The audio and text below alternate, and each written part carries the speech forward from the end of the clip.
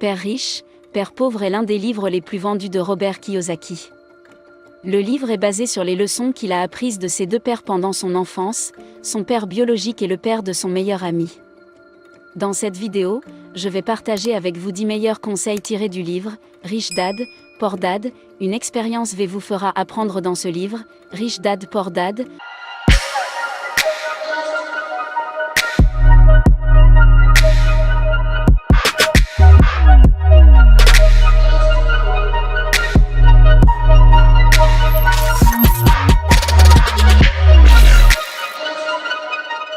Robert parle de la façon dont il a commencé à travailler avec le père de son meilleur ami.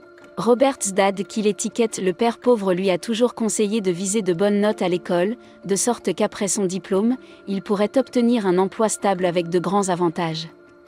Cependant, le père de son meilleur ami, appelé Rich Dad, lui a appris qu'en apprenant comment fonctionne l'argent, ses finances seront stables. Un jour, il a accepté un emploi chez Xerox, simplement parce qu'il savait qu'il était timide. Et Xerox était réputé pour avoir le meilleur programme de formation à la vente. Robert savait que pour réussir, il devait apprendre à vendre par l'apprentissage pratique. Il est devenu l'un des meilleurs vendeurs de l'entreprise, ayant obtenu ce qu'il voulait d'un emploi, il est parti peu de temps après. Il ne suffit pas d'obtenir un diplôme, il faut aussi avoir l'audace d'aller sur le terrain et d'apprendre. Ce ne sont pas les plus intelligents qui réussissent le mieux, mais ceux qui ont le courage de se payer d'abord. Bien que cette phrase ait été utilisée pour la première fois dans le livre L'homme le plus riche de Babylone, elle est devenue une règle financière essentielle pour Robert Kiyosaki. Il l'a partagée dans son livre Rich Dad, Poor Dad. Le modèle de vie typique de la plupart des gens est qu'avant même que les salaires ne soient versés, tout l'argent a été planifié, et il n'est pas encore suffisant pour les dépenses, il s'agit plutôt d'en avoir un peu pour l'épargne. C'est pourquoi vous devriez garder un dixième de votre salaire avant de faire des dépenses. Non pas que le fait que l'on parle d'autofinancement signifie que l'argent mis de côté, il a été dépensé pour vos désirs et frivolités. L'argent est destiné à être canalisé dans des actifs et des investissements qui vous procureront un flux de revenus passifs. Selon Robert Kiyosaki, si nous gagnons de l'argent, ce n'est pas pour le dépenser, mais pour être financièrement indépendant. Si vous voulez être financièrement indépendant, vous devez développer la discipline de vous payer d'abord. 3. Ne dites pas que je ne peux pas me le permettre. Demandez plutôt comment je peux me le permettre. Robert a fait remarquer qu'en grandissant, son père disait souvent que nous ne pouvions pas nous permettre de faire ceci ou cela, ou que nous, père riche, interdisions à ses enfants de dire « je ne peux pas l'avoir ». Il a suggéré de remplacer l'affirmation « je ne peux pas » par la question « comment puis-je l'obtenir ?»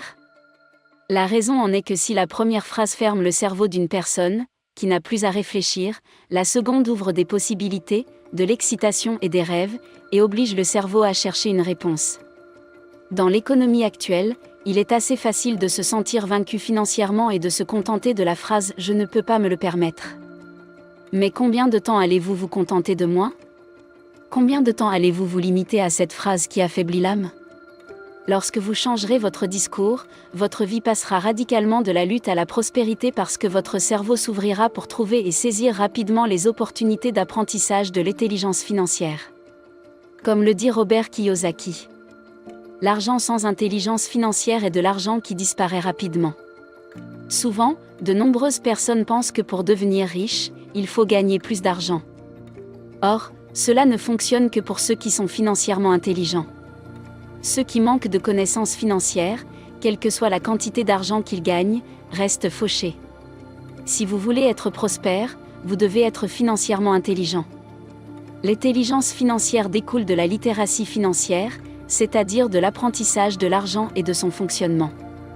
De nombreuses personnes sont perdues lorsqu'il s'agit de financement. L'analphabétisme financier est la raison pour laquelle des personnes très éduquées sont toujours coincées dans la course à l'argent. Robert a faussé le système éducatif parce que les écoles n'enseignent pas l'éducation financière. Elles dotent les individus de connaissances professionnelles, mais ne leur apprennent pas à gérer leurs finances. L'intelligence financière est fondamentale pour l'indépendance financière. 5e, occupez-vous de vos affaires. Selon l'auteur, son père, pauvre et éduqué, croyait au travail acharné. Il lui disait d'aller à l'école, d'avoir de bonnes notes, de trouver un emploi stable et de gravir les échelons. Le pauvre père concluait toujours en disant que les entreprises n'aiment pas les gens qui changent d'emploi tous les ans. Elles récompensent les personnes sincères et loyales. Cependant, Rich Dad conseille, au lieu de s'efforcer de gravir l'échelle des autres, de créer la vôtre. S'occuper de ses affaires. S'occuper de ses affaires ne signifie pas que vous devez quitter votre emploi. Cela signifie que même si vous travaillez pour quelqu'un, vous devez acquérir des compétences précieuses et travailler pour devenir propriétaire d'une entreprise. Si vous voulez devenir riche, vous devez créer votre propre entreprise. Vous devez créer votre propre entreprise en plus de votre profession. 6. La façon dont vous gérez la peur détermine votre situation financière. Un autre facteur distinctif entre les riches et les pauvres est la façon dont ils gèrent la peur. Vous souvenez-vous du nombre de fois où vous êtes tombé de votre bicyclette alors que vous appreniez à rouler un nombre incalculable de fois ? J'imagine. Aujourd'hui, de nombreux adultes ne savent pas faire du vélo, non pas parce qu'ils n'ont pas eu l'occasion d'apprendre, mais parce qu'ils ont eu peur de tomber. Le succès, c'est comme apprendre à faire du vélo. Beaucoup de gens ratent des occasions parce qu'ils ont trop peur de prendre des risques. Mais l'amère vérité, c'est que personne ne réussit à jouer la carte de la sécurité. Robert Setan a compris que l'échec le rendrait plus fort et plus intelligent. Il a donc abordé la vie comme un Texan qui se sent plus inspiré de gagner après une défaite. Avant de gagner, vous perdez dans son parcours pour que vous décidiez si vous laissez la peur vous priver de devenir financièrement indépendant. Une histoire remarquable racontée dans le livre Rich Dad Poor Dad est la conversation de Robert avec une jeune journaliste qui a une maîtrise en littérature anglaise. Robert raconte son expérience avec une femme journaliste et comment elle s'est sentie embarrassée parce qu'il lui a conseillé d'aller et d'apprendre à vendre. Selon Robert, il est un auteur à succès, non pas parce qu'il est le meilleur auteur, mais parce qu'il sait comment vendre. Il a insisté sur le fait que, quelles que soient vos compétences, si vous ne savez pas vendre, vous resterez sans le sou. La vente est une compétence essentielle. Si vous voulez devenir riche. Tous les professionnels et entrepreneurs qui réussissent aujourd'hui ne sont pas seulement compétents dans leur domaine, ils ont aussi appris à vendre. Sortez de votre zone de confort. Entraînez-vous à vendre et à travailler en réseau. Si vous ne le faites pas, vous ne pourrez jamais diriger votre propre entreprise. Lui n'achète pas une responsabilité en fonction de l'actif. Kiyosaki définit l'actif comme tout ce qui apporte de l'argent à votre bourse et le passif comme tout ce qui vous prend de l'argent. Il ajoute qu'en raison d'un manque de connaissances financières, de nombreuses personnes ont tendance à acquérir des dettes en pensant qu'il s'agit d'actifs. Ils achètent de grandes maisons, des voitures et des bateaux, pensant qu'il s'agit d'investissements à long terme. Bien que ces biens puissent être inclus dans votre patrimoine net en tant qu'actifs, ils ne mettent pas d'argent dans votre poche. En outre, avec le temps, ces soi-disant actifs se déprécient et leur valeur devient inférieure au montant réel que vous avez dépensé pour les acheter, alors que les riches investissent leur argent dans l'acquisition d'actifs réels tels que des propriétés intellectuelles, des actions immobilières, etc. Les pauvres, qui sont des individus moyens, achètent des passifs et des actifs qui se déprécient. Le secret de l'indépendance financière consiste à réduire votre passif et à accroître votre actif. 9 fois qu'un dollar entre dans votre colonne d'actifs, ne le laissez jamais en sortir.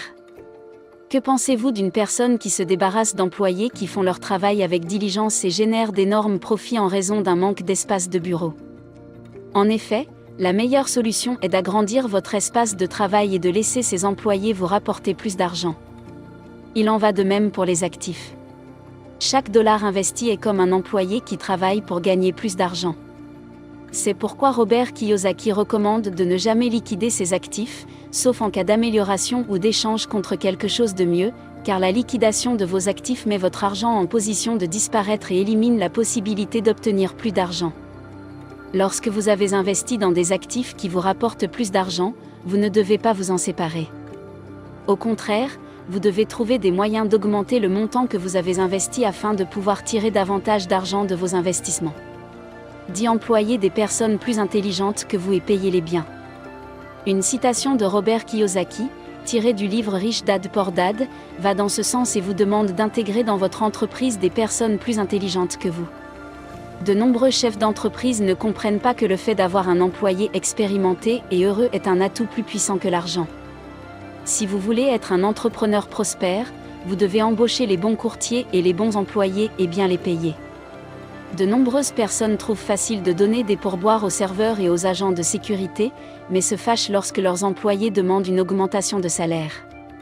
Avant même qu'ils ne demandent une augmentation. Vous devriez prendre l'habitude de les rémunérer de temps en temps. Ils seront ainsi plus motivés pour donner le meilleur d'eux-mêmes et vous faire gagner plus d'argent. Il ne fait aucun doute que suivre les leçons de ce livre peut être la clé de votre liberté financière et de votre indépendance. Vivre et non survivre, soyons prospères.